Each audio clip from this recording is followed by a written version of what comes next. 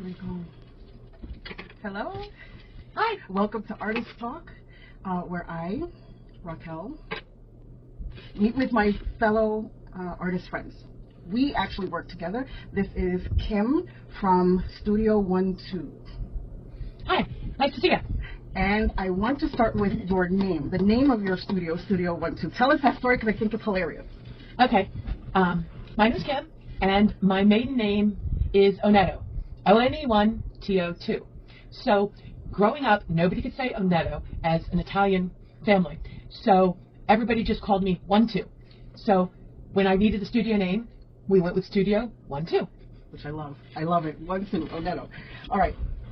Today, we're talking about the art of the cloth. The art of the cloth. Kim, will you tell us, Kim, what do you do? Look at these wonderful... Okay. I do a lot of things. I started off with quilting, and I like quilts. And I found that the Amish do these little ornaments that are really kind of cool. And so my goal was to figure out how to make them because they were selling them for $20 and $30 a piece. Okay? So, one ornament. One ornament. And it depends on the size. Okay. Because they have smaller ones and they have bigger ones. This is the medium size, and this is what I usually use because it's the easiest to find the balls for. So why this is important is because we live in Amish country. We live in Pennsylvania. You tell them more about that because I'm a transplant. You tell me. You tell them. The Amish are famous for the fact that they are a very religious sect, and they don't follow regular rules for the rest of society. They are very cliquish. They only mostly interact with themselves for the most part. The kids grow up in the Amish community. They are allowed to go out when they turn of age and spend time in what they call the English community for a while before they make the decision whether they're going to confirm their religious beliefs and stay Amish or whether they are going to leave the group, in which case they are not normally welcomed back into the group and to visit their families or anything. They almost completely disassociate with the families. Well, that's great. First, I didn't know that they were allowed to step out. And then that's kind of harsh, not letting... Yeah, the step out is called Rumspringa. Late teens, early 20s, I don't know. They're very secretive. I don't know a lot about how long they're allowed to be out and about. But they don't believe in electricity. So they don't have electricity. They don't drive cars. They're horse and buggy completely. Now, what they do, and I know if you don't know what the Amish are, they use batteries. So they do have light, and they do have things like that. So they are allowed to use batteries, and they use rechargeable batteries, and they'll light their lights and things like that. Their refrigerators, freezers, things like that, washing machines sometimes, are gas-powered because they're not electric. Okay? But they plow the fields with horses and do almost everything that way. They are allowed to have electricity for businesses. Got it. Oh, okay. So they can run their business without electricity. If you have an Amish dairy, they're allowed to use electricity to cool the milk, and they may have actually a phone in the barn for business calls and things like that. But they're not allowed to have one in the house, so they don't have cell phones and things like that. It's very convoluted and detailed. It's okay, but we like this part of the Amish because these are gorgeous.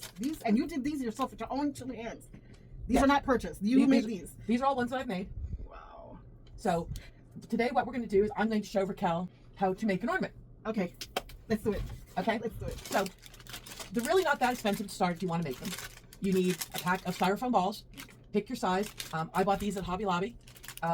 Usually right before Christmas, even this time of year, they start to go to like 50 or 60% off. Best time to buy them. Stock up for the year if you want to be using them. Okay. How much do you sell them for?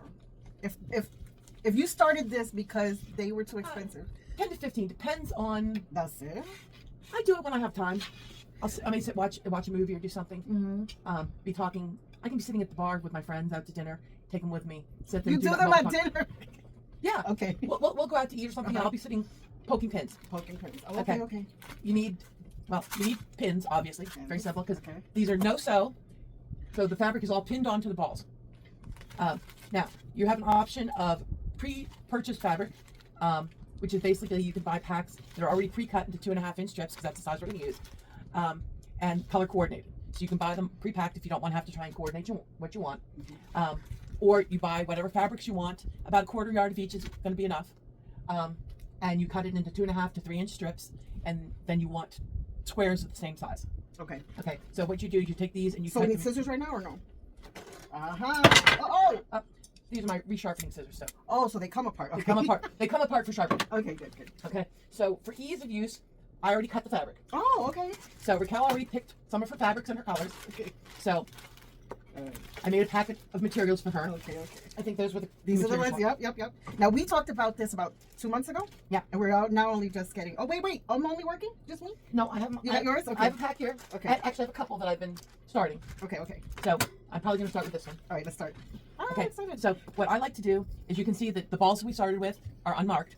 So what I do is I like to mark them in quarters to make it easier so they're a little more balanced when you go around. Oh, okay.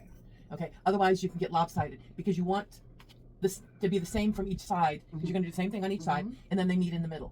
Okay. If they don't meet in the middle, it's hard to go around them to finish them off. Okay. So let me see. Dig in my box. Somewhere in here, I'm sure.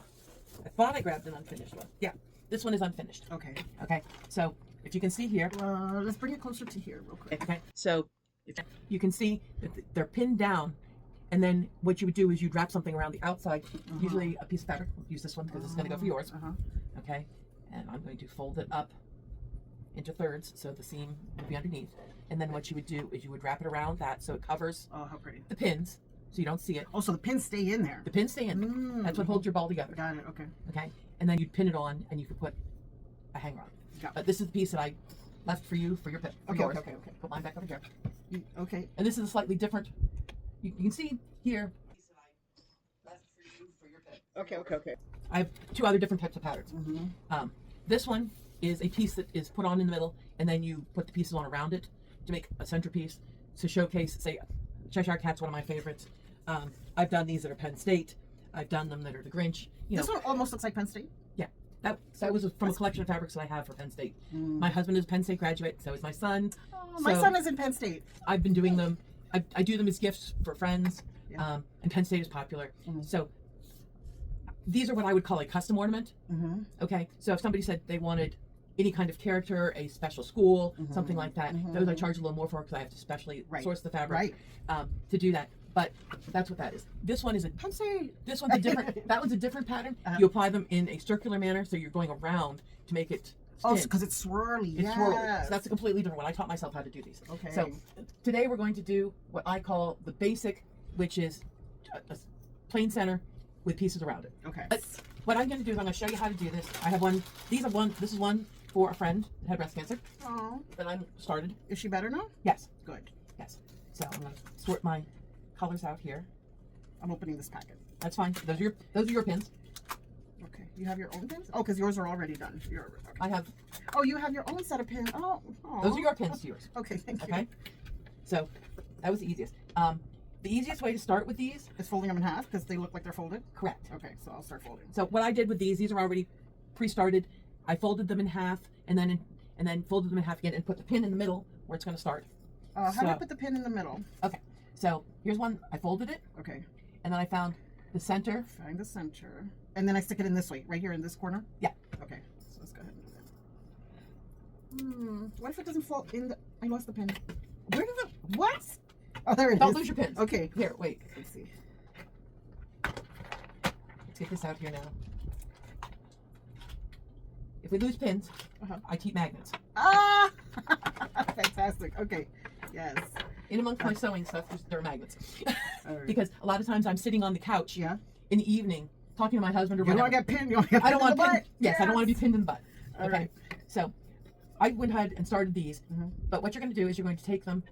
You have a choice. You can make them like this and start and go from here, or you can do it each one at a time. So what you do is you're going to want to pin it in the center. In the center, which is a little where they cross. Okay. Okay. Okay. And then make sure it lines up along the line. So further back. Let's see. Yeah, a little further back. Let me get my glasses. How about I do that? I'll loan you mine. No. Oh, your ball just escaped. Right. That's the only problem. They roll away. They do. And you don't got a magnet for that. Let's see. No, there's no magnet for that. No magnet for this. All right, here we go. So I'm on the line, right? Now what? I fold it back like a butterfly. Or like a fan. Yeah, you fold it back so it's a triangle. So it's down the center. So you want the line where you fold it to line up along the line that's going around the ball. Some more pins? Some more pins. Usually I use 2 pins at the bottom of that triangle. Okay? On the line. Okay. Wow, so this is going to end up with a lot of It's a lot of pins. All right. It's a lot of pins. Okay. Hence the reason you have a whole pack. A whole pack. Okay. Okay. And then you're going to pin down the other corners. The other corners. Okay. And then what you're going to do is you're going to do that so you have that on each side. So okay. There's one. Let me lower this a little bit. All right, go ahead. On the other side too. Okay. I like to go opposites so I can make sure that they match up a little better. It's a little easier to get them to match. Okay. Oh, you fast. Oh, you fast. I've made a lot. How long have you been doing this? About 4 years. Oh. And how did you start? Well, oh, you started because I saw them and liked them, but I didn't want to pay that much money. You didn't want to pay that much money. Okay. And I wanted to make them. I thought if I could do them, I could make them as gifts. So who taught you how to do this? Did Nobody. you go to an Amish person? You learned this yourself? Yeah. Stop it, Kim. I figured out how to. I examined them and then figured out how to do it. Okay. I could look at this till the cows come home and I wouldn't figure it out. So now you're doing it on the. Okay, hold on. Oops, there goes more pins. Well, this takes a lot to engineer it backwards. That you're smart then. Okay, I didn't know you were this smart. I knew you were smart. Because she is a boss type. I'm going to say boss type because she's not a boss yet. But we all come to her because she always got the answer. Let's see. But I didn't know she was this smart. Like to back engineer this. This is nice because I see why you do this over dinner. Yep. I can sit here and I can sit and talk to people, and my fingers just keep going. The only problem with doing this for any length of time is that pushing the pins. You got a hole in your finger. The thicker the fabric, the harder it is to get the pin through. So near the end, you're pushing pretty hard, so your thumb can get a little sore. Pushing pins. For this, what you really need while you're doing this, if you need to try and figure out how many pieces you need, for the ones that are on the ends, you need, obviously we had 4 pieces around on each side, so that's 8. And if you wanted to have the extra piece underneath to hide 9. it, so that's 10 total. Oh, 10 total. 10 total of one color, and then you'll want 16 of another color of each of the next colors. Okay. So, because we're going to do this in 3 layers, so 3 sets of colors, 1, 2, 3. Okay. So you need 10 of these, 16 of these, and 16 of these to get all the way around the ball. Okay. Okay. To make your whole ball. So it's not really a whole lot of fabric, and they don't have to match. You can use coordinating fabrics to put them together. I might have one of those somewhere in my pile here. I brought a bunch of ones that are finished that we can pull out, because there's other things that I've done with this that you can make. Other things you can make, not just the balls. Okay. Keep poking. Okay. Keep But poking. I'm on the second layer now. So then what do I do? Okay. So what you're going to do is you're going to go back a distance, maybe half an inch. Okay. Or halfway down. Halfway down. I wouldn't go quite halfway down, because if you get too far down, then you end up with gaps here, and we're gonna have to reset. So usually about half an inch. Do I have it? No, I'm eyeballing it. Let's see. Usually what I do is I pick something, some little tool. If I want to, I use a ruler. Okay. You don't have to. I've been known to say, okay, this is a sewing ruler, so I can say, okay, I want it about this far down. Okay, so measure mine. Is it right? Yep, I got it right. It's an eyeball, but that way you get about equidistance all the way around. So you can. Okay. But again, you don't have to have a tool like this. You can use any ruler. Got it. In a pinch, I've used this and measured it to the blue spot, because that's what I had in my pocket nice. for a universal distance. So there's nothing saying that you have to spend a lot of money on tools or pieces to do this. I have a thimble if you decide you want one. Okay, maybe a little bit later. If your finger gets tired. Yeah. I like the colors I chose. Yeah, as you can see why I said that this fabric is a little thicker. Mm-hmm. It's not a straight cotton fabric. Mm-hmm. Mm-hmm. Is that what you usually use? Cotton? I tend to use cotton quilts, like quilter's cotton. Oh, okay. You can use any fabric. Quilter's cotton and basics are what's easiest to find. I found that stretchy fabrics don't work as well because you end up stretching them much further, and they don't balance out as easily. Nice. Okay, got it. You know, they become a little more distorted, especially if they have a pattern. So I want to say that we're naming this episode the Art of the Cloth because you know that I practice Lukumi, which is Orisha practice. And in Orisha practice, this is a religion that comes from Africa. And when it moved to the diaspora because of the Atlantic slave trade, it dispersed through the entire continent, and we all practice it a little bit differently. So, this particular practice that I'm going to talk about right now isn't practiced in Lukumi as much. It's not a big thing. Do we know what it is? With respect to the name, absolutely. It's called Egungun, the Egungun masquerade. Everyone knows what's Egungun. Egungun are our ancestors. And just like we were talking about the Amish and how religious they are and how they keep those traditions of their ancestors, a tradition in the Lukumi, not Lukumi, in the Yoruba practice of Orisha is to have a cloth. So I'm going to talk about this real quick in this book called Agbole by Obafemi Origunwa. He was one of my teachers. That's him in the back. He was one of my first teachers in the Orisha practice and the Orisha lifestyle. And here it talks about, real quick, I'll read it. It says, fabric is very important to Yoruba tradition. Not only do fabrics tell the story of social rank, but they can even be used for their medicinal properties.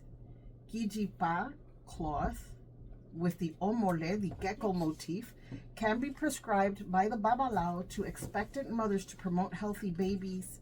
And other traditional fabrics include ofi, pure white fabric, used as a cover. Aran, a velvet fabric sewn into dashiki, and kembe, it is worn by the rich. And adire, which is tie and dye. And there's more about the fabric, but the part that I really want to focus on is this. Regardless of the particular fabric, families, social clubs, and other groups will traditionally buy matching outfits as an indicator of cooperation and solidarity during ceremonies and festive periods. This is called Asho Ebi, the family cloth. Now, I'm bringing that up because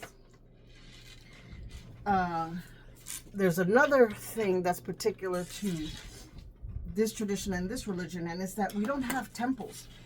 We practice in our homes. So if you and me are in this same family, in this house, like we're sisters, or you're my mom and I'm your daughter, although hey, I'm not that old. We're the same age. We have sons the same age that they know each other. In fact, I met her after the fact. I found out at work that her son and my son went to the same school. Anyway, they were actually in the plays together. And so if we were in the same family, then we would all venerate Orisha in this home.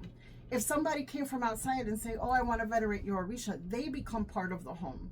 Not living here, but they come and venerate here in the home. And the home is called Ile. And each Ile, like the book says, has its own fabric. And they do it, like the book says, in groups where we're doing things together. I don't have an Ile yet. right? I have my own family. But if I ever have one, then this is the fabric that I would choose. This is a painting of mine, actually a combination of two paintings. The first one is this one, which is called Egungun, or it's called Egun Masquerade. It's called Egun Masquerade. And that is this right here. And in the little corner of this one, it has this painting, which is called Boveda, which every family or every ile, every family, even if you're a solo practitioner, you should have an ancestor table where you go and you venerate your ancestors. Now, we live in a town, Gettysburg. Well, I'm going to include where you live, Gettysburg. It's close enough. Yeah, because it's all the same county, and this is where the Civil War was won. And am I continuing with the same color? Do the other side. Do the other side, okay. It's easier if it's balanced. It's easier okay, to balance if it's balanced. Okay, yeah. I like that, the balance part.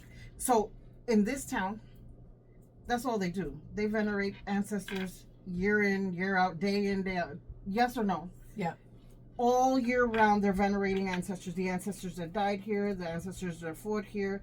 It's all over the place. So even this whole town, this whole county is an Ile. This whole county is a home, is where we venerate ancestors. So I feel fortunate to live here. She said on the line. Here we go.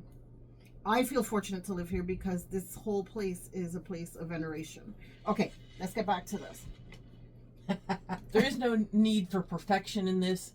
You can make accommodations for any level of skill doing this. The more you do it, the easier it is to get them to match up because you get used to it. But up to that point, there are ways to make it so it looks professional. This is so cute. I like this because there's no, I thought it was glue. The whole time I thought it was glue, and it's just pins. It's just pins. And it's really simple because, you know, you can choose whatever fabrics work for you. And and you know how much fabric there is that's left over, but you don't want to throw it away. Yeah, I mean, you can buy fabric, or you could make a memory ball. A memory ball. And cut up like old clothes from your kids. Yes, that's so. I had a memory quilt where I did that with my kids' clothes. We had but Lord knows where that quilt is now. It's long gone. The owner of the cloth in the Yoruba tradition, his name is Obatala. Obatala is the owner not just of cloth, but of the white cloth in particular, and cotton in particular. So it's interesting that you're mentioning. Oh, that's interesting. Yeah, that you're mentioning. You're mentioning cotton, right? And so I made because you know that I put my paintings on clothes, but I don't always use cotton, right? Because I don't mind that things are not cotton because balance, right? In other words, we can't always be good. And, you know, sometimes you want something a little more stretchy that has rayon or something a little bit more whatever, okay? So I switch it up, but I have made a pledge to always include something cotton in the things that I offer on my website, right? Anyway, I'm also mentioning this because, actually, I should show that painting. Oh, it's back there by you. Never mind. I have a whole painting about the cotton plant and how there's a whole story behind it. And he represents healing. So cotton represents healing. Cotton represents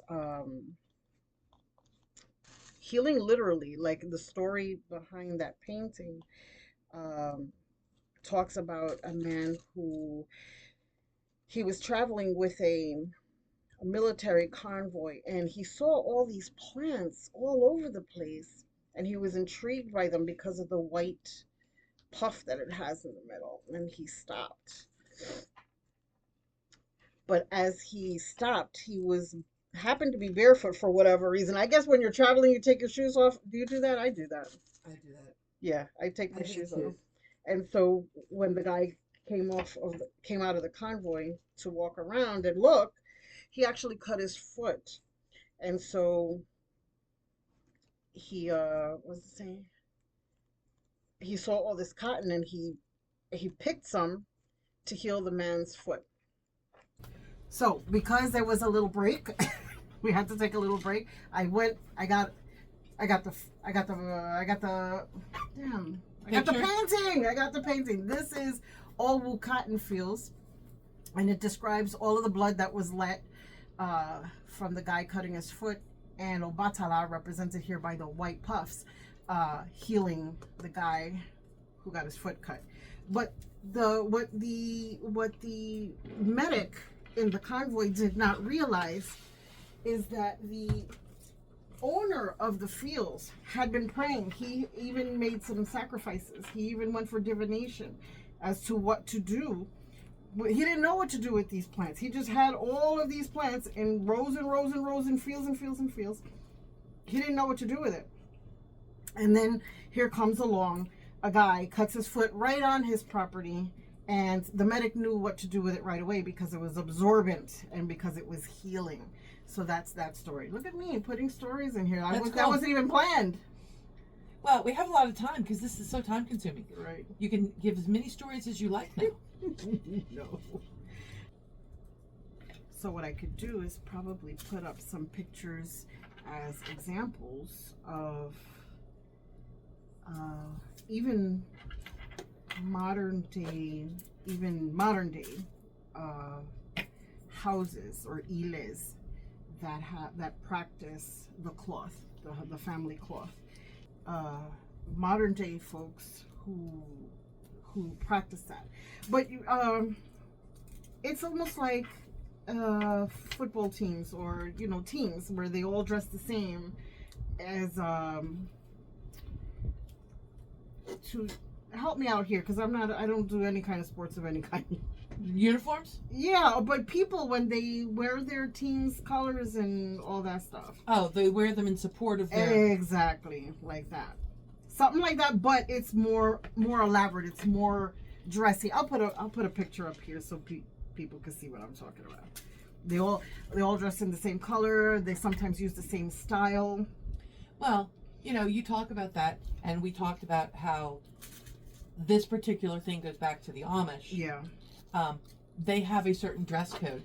Oh. And they pretty much wear black, depending, again, their religion. There are many different sects of each religion. Oh. And among the Amish. Even among the Amish.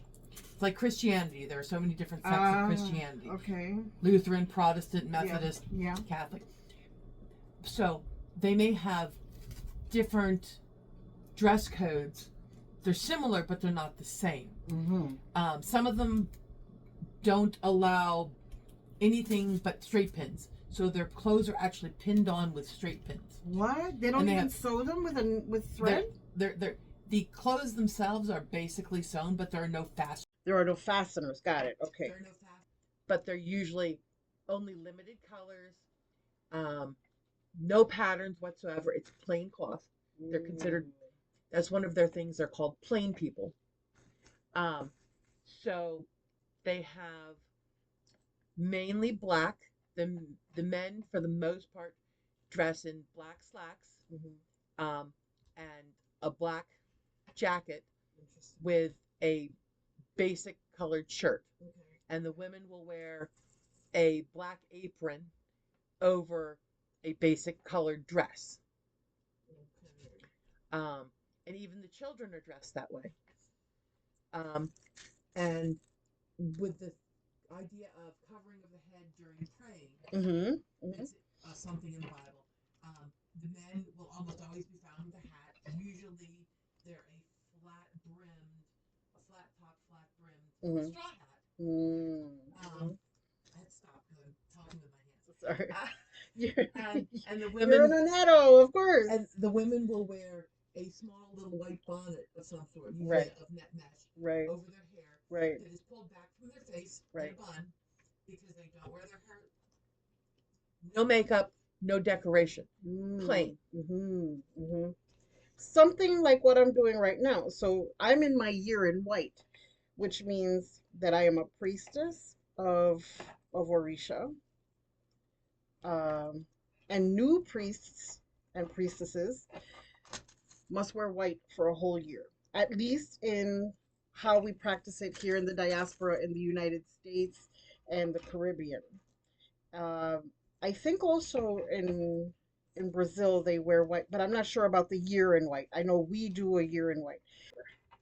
In Yoruba land, then they will do white at least for the ceremony, but I think they can go back into plain clothes shortly after. And then those who practice here, but are not of the Lukumi tradition like I am, they will wear white for 3 months and then go back to normal. So I've already passed my 3 months, but I still am required to wear white. And I feel like those Amish like wearing black all the time. Although in the back in the day I wore black all the time because I thought it was just so easy. You don't have to match anything, but this is different because you have to not get dirty, and if you get dirty, you have to wash it right away or change right away. So I also have to have a head cover on when I'm outside. So I'm feeling kind of Amish right now. Yeah, it's a very similar concept. Yeah, yeah, yeah, Kind of interesting. yeah.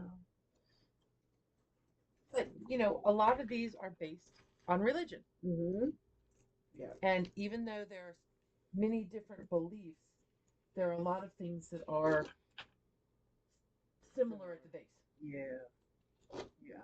I wonder where that comes from. I've never really thought about that. Right? So the good part about the Yoruba religion is that it's nature based. So we learned this is how they say, right? This is how they say. I know this is getting off topic, but they say that humans learn from the animals and the animals learn from the plants. Um, and so a lot of things that we do are based on what our animals did. And it's interesting because we also, the Yoruba, believe in reincarnation, where in Christianity, I'm not sure if they do or not. Most do not. Most do not. And we do believe in reincarnation. And if you are really misbehaving as a human, you get to come back as an animal. But if you messed up so much, so much that not even an animal suffices, you get to come back as a plant. So it's interesting because if we learn from animals and animals learn from plants and you have to go back to being a plant. So you have to start at the beginning and relearn. But I was just saying this the other day about plants, how we just yank them mercilessly. Because I have a YouTube account where I do daily readings, and in one of those readings that popped up. Uh, the whole business of talking to a tree because the tree would understand because the tree cannot defend itself. It's just there. Now, it's interesting because if we're bad as people and we have to come back as an animal, usually we get to come back as a dog or a cat. That's nice because you get fed, you get treats, right? You get loved whether you deserve it or not. Because how some dogs get to sleep in people's bed. I would not put a dog in my own bed, but some people do allow dogs in their own bed. And like he would have his own sleeping space. I would have his own comfy stuff, but not in my bed. Anyway, but but it's interesting because you're bad, so but you're not that bad because you're still getting love, right? So what's interesting is when you look at an animal, that's a human stuck in there. Can't talk. It was interesting you say that because there was something I saw recently that really freaked me out.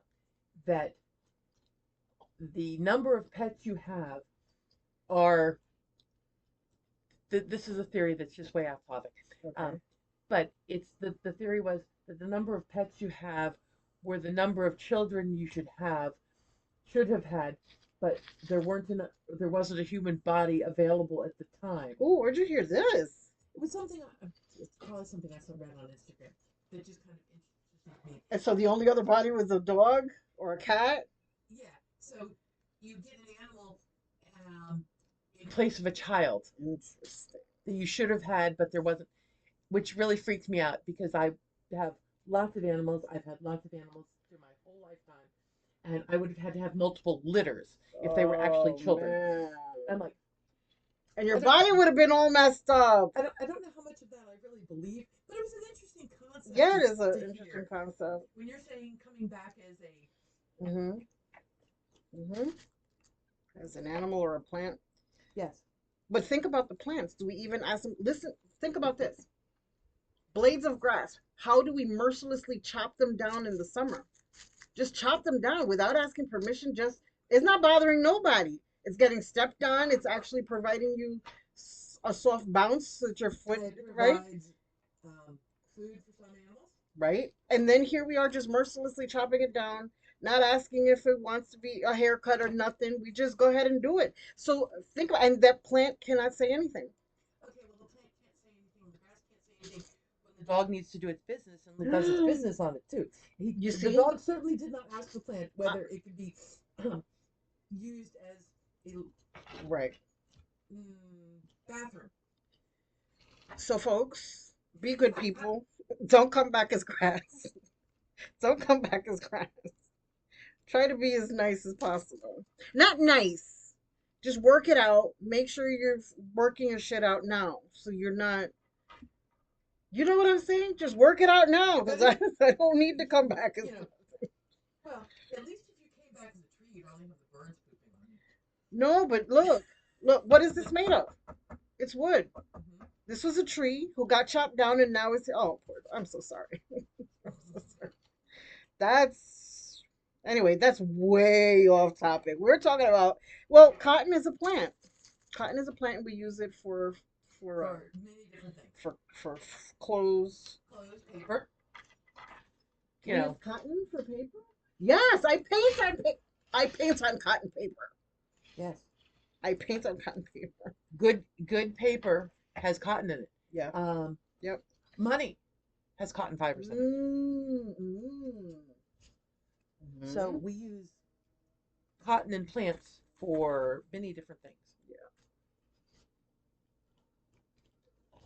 But it's also part of our monetary trade system, which is interesting. So, the money part. Money is a whole relationship, right? It's a whole relationship. People like to think that money is evil, or is like, I've heard the root of all, and I have to heal from that too, right? Because money comes to you when you've spent time with it, when you're not focused on it, but you're not arguing about it or worried about it. It comes and it goes. That is the nature of it, right? So I don't have any shows on me right now, but cowrie show. Let me bring one. Cowrie shows. This used to be money. Can you see right here? That used to be money, and so where do cowrie shells come from? It comes from the ocean. The ocean, what does it do? It comes and it goes. It comes and it goes. So we don't really need to be worried about money or hyper focused on money, because what happens? It's gonna come. It's gonna go, but it's gonna come back. It's gonna come back. Well, and also you figure that inside each cowrie shell was an animal at one point in time. There was animals inside a cowrie shell? Yeah, that's the house that they, like snails. I gotta look that up. Hold on. An animal grew in this shell and grew this shell. Okay. Okay, so go ahead. So when you have that, as you saying that that's money, you know, in any populations there are increases and decreases in population based on food availability and the climate, you know, things like that. So again, you have another ebb and flow, not just with the ocean bringing the cowrie shells in, but with the population growth and death for the cowrie shells, making the cowrie shells. That's a lot of. You know how many shells I have? Did you look at the floor over there? Yeah. I have a whole tub full of cowrie shells. Well, and it's interesting because they're a very simple organism, simple animal, you know, and they probably multiply by the thousands. I'm not haven't done research. I don't know. No, but look at it right now. Look what it says. I'm assuming that they lay eggs. Probably by the thousands. Here we go. You ready? Ready to find out? Yeah. A cowrie is a type of sea snail. So there is an animal in there. Look at me finding out. So the animal that grew inside the shell was the snail itself. The animal's soft body, called the mantle, secretes the hard protective shell as it grows. What it is, the cowrie is a marine gastropod mollusk, which is a type of sea snail. How it grows. As the snail grows, its mantle covers the shell and deposits new material, making it smooth and shiny. When it's alive, the snail's soft body can extend out of the shell to move and feed, often covering the entire shell with its mantle for camouflage. That's crazy. I didn't know that. If you've ever noticed, your passions come in waves. Yes. To do different art Yes. type projects. Yes. This is true. Do you know that part of the reason why, even though we had talked about doing this for months now, part of the reason why I asked you to wait was because, well, first, I didn't have these clothes here with me. They were somewhere else. And then I retrieved them. Okay, now I'm on the third level. Keep on going. Same thing? Yep, same thing. Okay. So we'll use this one now. But also, it was because now I'm in a different phase of me, girl, writing lyrics and writing music, because I don't want my art to just be visual anymore. I want it to be audio and visual now, that when you see it, you can click the QR code so that you can feel the sensation of the song associated with this painting. Because why? Because many times I put myself in a zone because I got ADHD or whatever it's called. I have something, because I don't know where to put it though. Okay. Right here? Yeah. Start about the same distance down. Okay. Because what we're going to do is everything's going to meet in the middle down here. Oh, okay. Eventually. Oh, yep, it does. Yeah, it does. It covers it. And so sometimes, no, not sometimes, many times, in order to stay focused so that I can finish what I'm doing, okay, I need to put a song on a loop. And I remember, so I just recently installed the story of Oroina at the local restaurant here in Gettysburg called Create at 48, which, by the way, he has a whole ministry talking about religion. He's not, I don't know that he's Christian or not. We haven't talked about that, but ministry meaning his purpose and his his destiny. What he's here to do is that he only wants to support local people. Local people. So the everything in his store, in his restaurant, is local, meaning from Gettysburg, meaning his food is fresh from the farm. He buys from the farmers around here, everything. He doesn't get anything off of a truck. He the dishware that he uses is from a local potter. The what do you call this? The help me here. Tables and chairs are made from a woodworker right here in Gettysburg. And then and that's how I got my stuff to hang in his stuff, because he put out an announcement saying, local artists, if you want to show your stuff, just come do it here. And he lets us hang our stuff for free, which we could sell if we want. And so all this to say that when I was this last one that I did was a 4-part. This last painting that I installed there was a 4-part collection. I did it again. I'm gonna end up bleeding all over this. Yeah, you have to know which end is which. And I need to focus on what I'm doing. All right. Yeah, see, I can do this without looking at it for the most Well, part. I'm not as good. You've been doing this 4 years. You can do this without thinking. That's crazy. I made a lot of these, so yeah. Anyway, so the last painting, I couldn't even imagine it. I couldn't think. I did it 4 times. I couldn't do it. So then what did I do? I decided to write about that painting. And when I wrote about it, it started rhyming. And I'm like, oh, hold on. And so I made a song of it. Then, yes, the music part is made by AI. I needed that assistance because even though I could play a few things, I could only play what's already written. I can't write stuff. I'm not that good. So I had AI help me. They said, "Hey, this is how I want it to sound," and it came out and it was gorgeous. I got two versions, a slow version and a fast version. But there it is. So why am I saying that? Because to your point of your creativity comes in phases. That's it. Now I'm in my music phase, and now I want an audio and visual for everything because it was a sensation. After, let me finish the story. Once I started listening to that song, all of a sudden, the painting came out, and it came out in less than an hour. Boom, boom, boom, boom, boom. It was done. I was like, "What?" All I needed was that push from the song. Was the inspiration and incentive. Exactly, and it came audio this way, audibly, and so now I want all my paintings to have that sensation. It's not just visual. It's audio. Anyway, this artist talk thing is now a podcast. Child, I didn't want to use that word because I'm old school. We're just talking, in my opinion. And everyone's, you got a podcast. I'm like, no, I don't. I'm like, I don't know why you're so against the word. That's what you got. I'm like, okay, I guess I got one now. So the only reason why this came about was because I didn't want to do this by myself. I was like, but I work with so many artists. There's so many people around us that are talented. The people we work with are talented, you know. Yeah, I know you did Brennan. I don't think he sells any of He his stuff. doesn't. No. He just does it for him. Mhm. Mhm. Kind of the way your paintings and things originated. Yeah, they were just for me.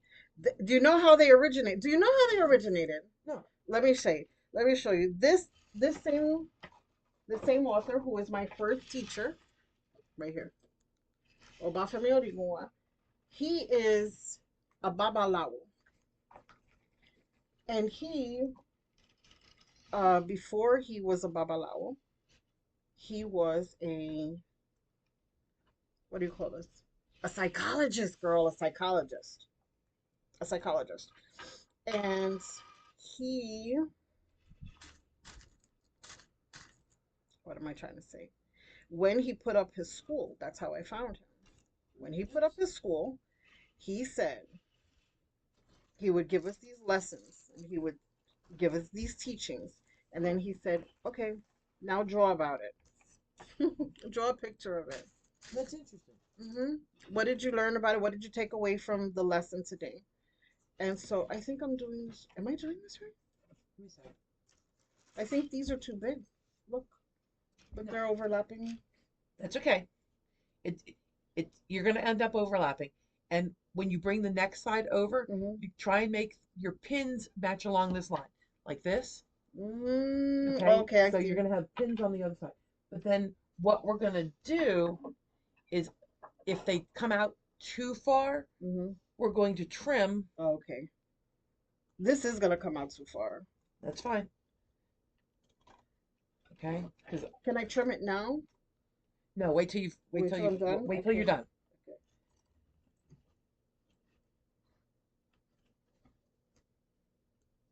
If it gets too far in the way, we'll trim it. I don't like to trim it until the end, so you don't have as much room for error. Oh, girl, I hear what you. Now I think I need that thimble now. Let's see. Now that you poked your fingers. Yeah, I know, right? Your hands are smaller. I think they're two different sizes. Let me take this big guy. Yeah. All right, yeah, this is better. Or there's this. What is that? It's a partial thimble, so you're only pushing. Oh. You don't have to have the whole all Let's around. try that one. Try that. I've never seen that. So you just use that area of your finger to push. No, this one's better. Okay. This one's better. Okay. So anyway, he would make us draw, and then we would share. We would have to share with the group what we drew. And the one time, here I'll show you. This is the one. This is the one that started everything. This one. When I drew this painting, which is one of my favorite actually. It's like that. called what is this one called? Her name is Mary Ye. And I think it's this is called One Fruit and Chill. One Fruit and Chill. Anyway, when I showed this to the class, the people started saying, "Oh, I would buy that. Oh, I would buy that." And I'm like, "Oh, really? Like that?" And so I was like, "Okay." So then I started really getting into the other paintings that followed. Same, I would get the same reaction, like really important reactions.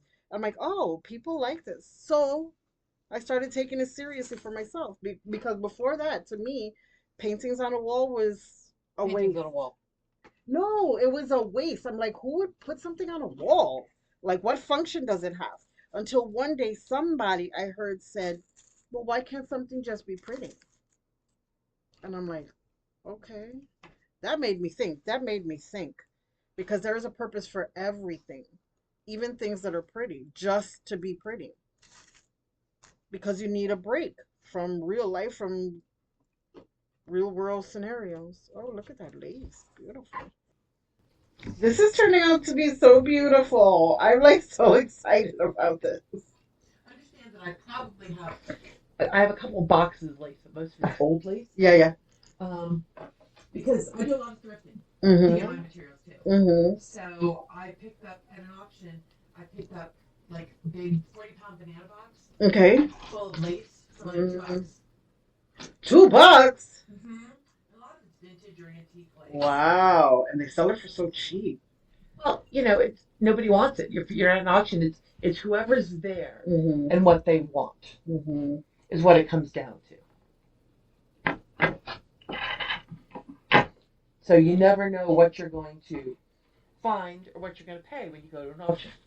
And that's interesting because when we were doing the beading podcast with Brennan and with Christine, they were saying that you could pick up your beads anywhere, from an old jewelry, from a thrift shop, just like you. Yeah. I'm going to wait to show you how to finish this off. Why? Go ahead, finish it off. Okay.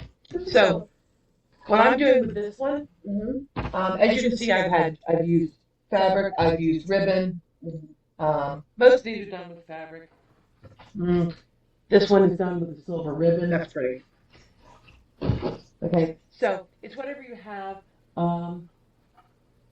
Like I have lace. You can put lace on it. Now, and all you're going to do is you're going to wrap it around the ball. That's pretty. And pin it down. And then you pin a loop onto it to make a hanger. Like this. Okay. Sometimes a string. Just depends on what it was. I made the bow on top of this one out of string that I had. If you want, you can hot glue stuff on to keep it in place, or put a dab of hot glue. I didn't bring a glue gun today. Okay. That was too much. I have a glue gun right here. I think. We'll look for one. Okay. And then you can decorate it with whatever you want. Here, I thought you might like these to go with your silver. If you wanted to glue them on, or you find a way to pin them on. Yeah. So I brought those along. So any kind of things like that. Some of these come from craft stores, Michael's, Hobby Lobby. Yeah. Obviously, Joanne is no longer available to us out here as crafters. But there are all kinds of different things. Here, these pieces were thrifted in a bag of just random odds and ends of pieces. Okay, so I brought these as options to wrap around the wall after we get an outside piece. What we're going to do with yours is we have this piece of fabric. It's going to go. We're going to fold it and we'll wrap it around. And then if you want to add something like this around it, because what you're doing when you're finishing it is you're actually covering the seam where the pieces meet. Okay, you can see. No, I'm really not good with cameras. But if you can Up a little bit more. There you go. Okay, but you can see where the pins meet and the fabric meets. So you want to try and keep that in as much of a straight line as possible. So it's easier to cover. Because this one you can see has been covered with that. sometimes you can get away with something really narrow Mhm. if you meet them cleanly. If you don't meet as cleanly, it's okay. You can use the same fabric, and it's a wider piece, but you can still cover it all. Yeah. And that makes it finished off. For this one, I didn't bring any of the pink fabric with me. I already had that set aside somewhere, so I'm gonna just do this. And you look at your ball and you figure out what you want the top or the bottom to be. It's your choice. You can do whatever, pick wherever you want. I'm gonna pick the one seam here, and now I want it turned under so the edges are finished. A hair. Oh, this looks complicated. Let me watch. No, this is easy. All you're doing is pinning a piece of fabric on. All I'm trying to do at this point is pin it down, and then I'm going to overlap it. So what I'm going to do with this one is, Let me bring this down so focus on your hand. is I'm going to fold it over a little bit to make a point, just to make it so it doesn't stick out. Oh, on I the edges, see. so it's finished. So I'm going to put it here. And then what I'm going to do is you can see it's along one of the lines where the fold meet. Mm-hmm. And then all I'm doing here is pinning it down. Okay? So I'm pinning it on. And then what I'm going to do, you can see it's covered. If I keep wrapping it around, it's going to cover all those pin marks. Okay? And then I know that I want, obviously, you can see that this is a twisted piece. Yeah. That has been partially used for something else. I'm going to cut it off so there's about an inch past where it is. Okay, yeah. Okay? And then, again, I'm going to try to tuck the ends under a little bit so it's not sticking out on the edges. Yeah. And then I like to make sure, because this is just, you can glue it on with a hot glue gun if you want, but sometimes the glue comes through the fabric and you can see the glue. Right, yeah. So what I do is I take the pin and a little bit from the edge of the material, I will pin it and I will point it out and I'll stick it out. You can see here. Okay. About 1/8 of an inch. Put it that way. About 1/8 of an inch past where I have it. And then I'm going to once you get those many layers from, I'll push it out, and then I want to push it Backwards. Uh-huh. Got it. Okay. Got it. to help pull the fabric tight so it doesn't slide around, Right. and help secure it on the wall. Right. Okay, we found your phone number. Can we now tell people how we find you? Okay, I'm Kim. I'm Studio 12, and my phone number is 717-693-0211. Text or leave a message at any time. I'll get back to you. If you had something that you wanted a custom order, please feel free to ask. If I have the material or I have something like that, I can manage to get it done for you. Let's see. We'll put that aside for the moment. I'm going to show you some other things. This one's finished, except for the hanger. Oh, what is this? Okay, this is another item that I make. It's similar to the balls, using a similar thing where the pieces are all pinned onto a piece of styrofoam. This particular one is an egg shape. You start with the same square pieces, Okay. and you fold them over into triangles, just like that. Yeah. And you pin them on, as layers. Only you don't pin the end down, you only pin the corners. So it looks like a pine So it cone. looks like a pine cone. How cute is that? That's adorable. Digging in the bag, in the box. The other thing you can do with the pine cone shape, some people like to hang Easter eggs or use Easter eggs as decorations.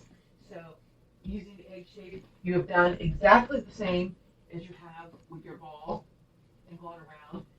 And you've done layers all the way back on the egg shape, and you finish it off.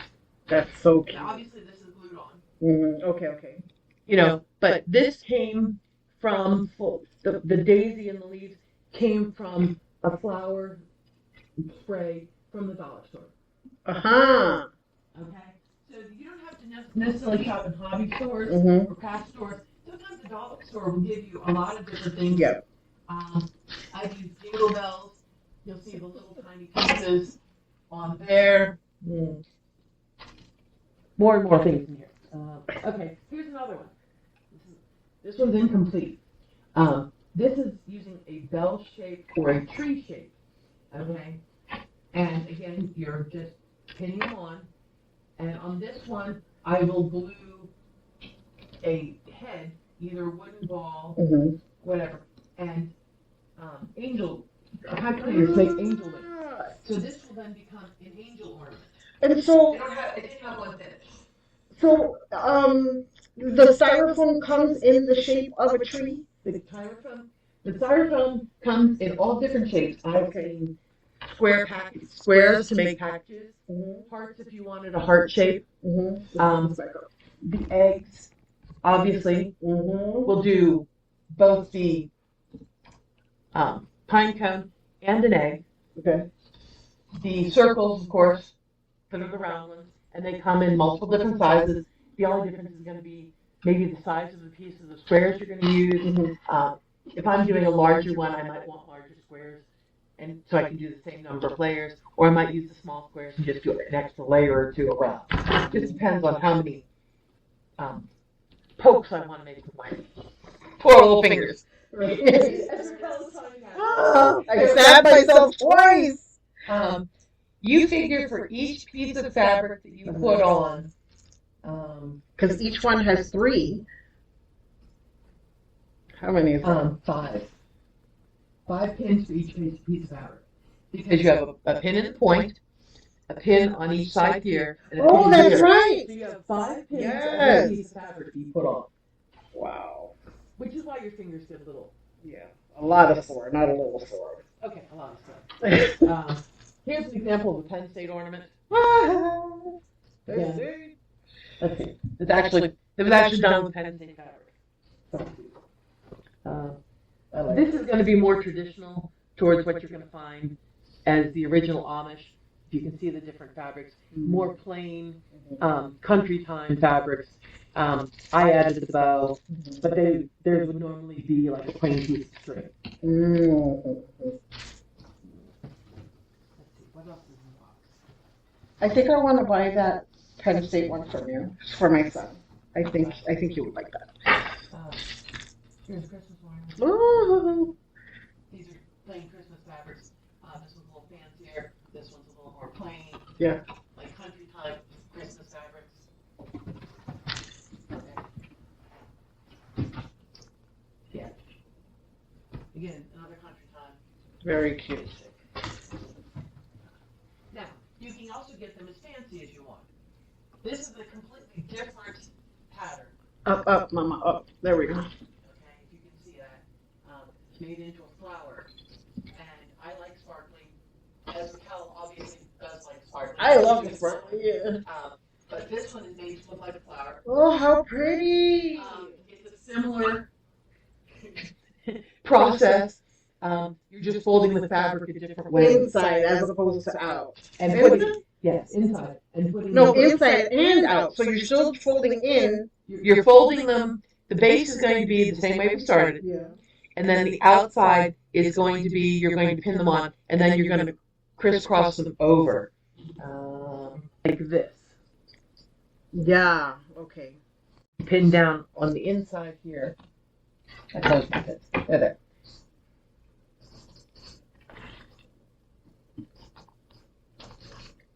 Okay, and then you would pin it like this.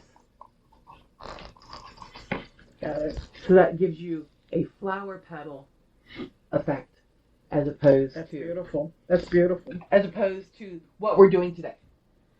So they're all different things you can do with these, and do with this in different patterns. You can create and make.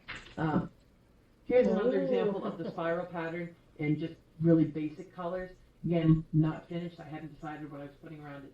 A lot of times I will make a bunch of them, and then I will go back and finish them. Finish a bunch of them at the same time. Right. Castings.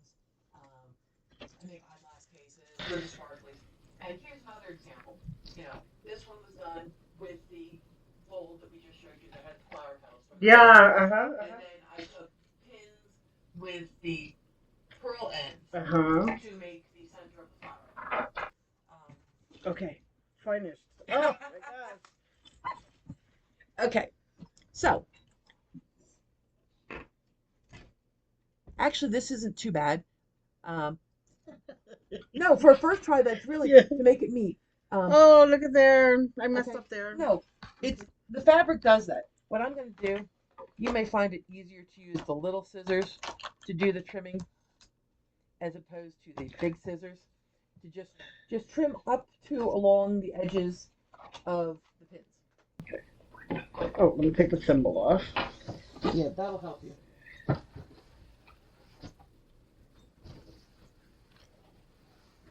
Here again, another one. This is a red and gold for Christmas. How pretty. And I've used a decorative. The color combinations are amazing. I'm like dumbfounded by the color combinations. Well, and I've used a shiny, like, metallic head pin in the center of that one. For... Let me see. Can you see it? Oh, okay. Yep. So you can see this shiny metallic. So you can do a lot of different things. This is some gold ribbon I had. I used it to make a bow on it. Jingle bell added. I actually glued this one down so the pieces on the sides come down like that. Check it. Okay. That looks really good.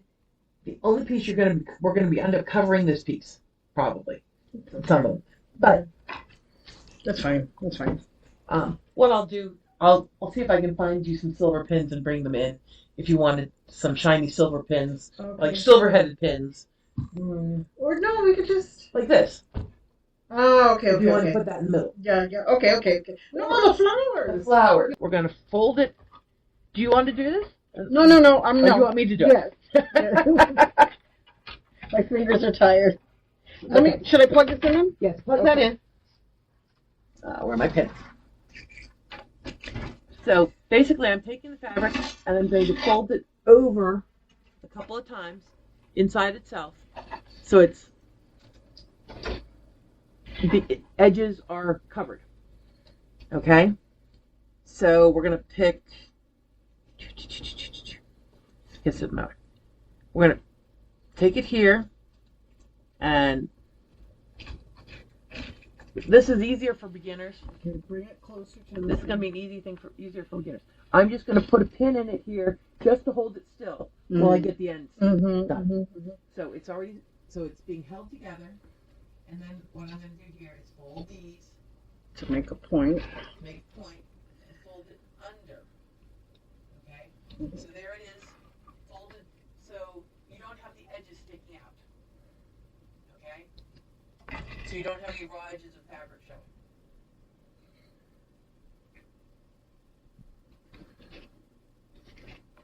By the time you get here, you're pushing through a number of layers of fabric. It's getting harder to push the pins in. When you start, it's easy because you're just going through one or two layers of fabric. Okay, so I can take this pin out. So now what I want to do is I want to take this piece of fabric, and I've already started to roll it. Okay, so we're going to keep going around, and we're going to keep folding it in on itself, make a tube, so the edges are covered. We'll keep going around until we get all the way around to where we started. Okay, and I'm not going to worry about whether it's matching right now. I want to cut it off about an inch past where you started. Okay, and that's just to get it started.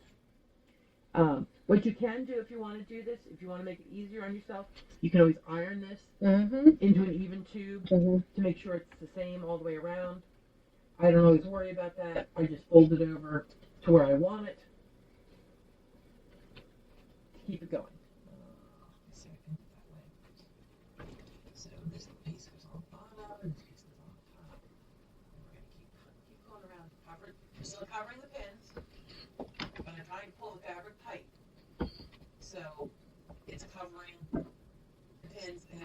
slide. Right. So you're pulling on it pretty hard to pull it tight. Right. So it stays in place. So when we get closer to the end, as we've covered the pins, and I think we've covered the pins all the way around. Okay, we're down here to the end. So what I'm going to do, these pins will come out, but for now, this will hold it tight. For a beginner, this is going to make your life easier. Yeah. Okay, first time doing this, just pin it down. And that's just holding it in place while you come up to the other end here and cut it closer to where you want.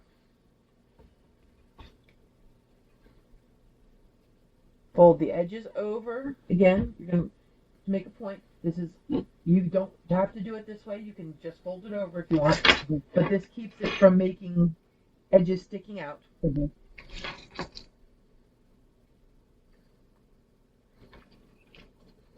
And you're going through a lot of layers of fabric, so expect to push hard. You want a thimble? No. Okay. So again, I'm going to push it this way, reach out with the pin a little bit, and then I want to pull the fabric as tight as possible and push backwards. Yeah, I guess I'm going to have to use a thimble on this. It is that hard. Come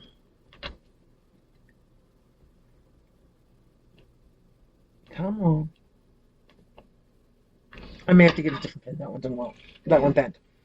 But you want it to match up here on the edges. Right.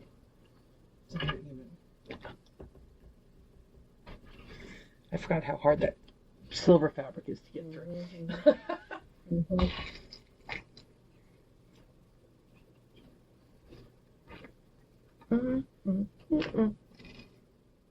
Yeah, that pin didn't make it. To do this, again, you could glue this on. The sequins would not do well with some of that, though. So what I'm going to do is I'm going to come over here and see how there's a string here?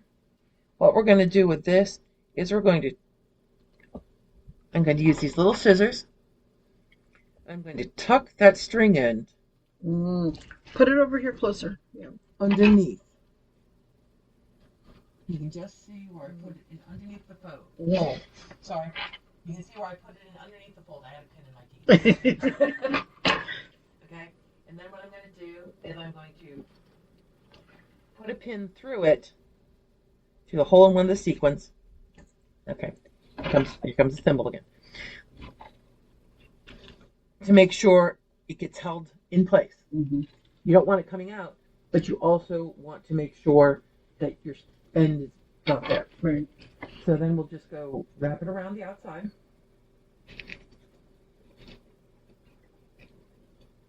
Now, are you going to want to use this as your hanger? Yeah, yeah. Okay.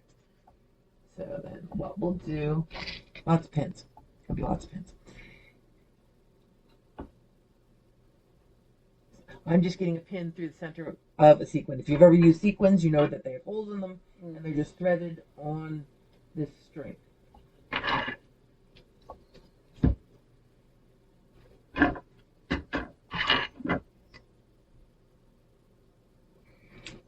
You know they're going to fall off, and you're going to... The sequins? Yeah, that's fine. You're going to have sequins all over your... Yeah, no worries. No worries. So... I usually have paint all over the floor. I have to clean it up. So then we'll just come back here, and I just pinned it back at the base where we started. So we will then, once again, tuck it underneath as much as possible.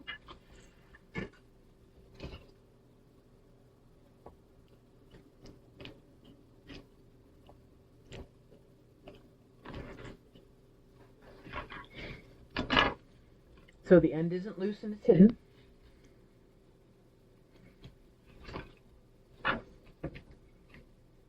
Pin through the hole in the sequin on this one again. Beautiful.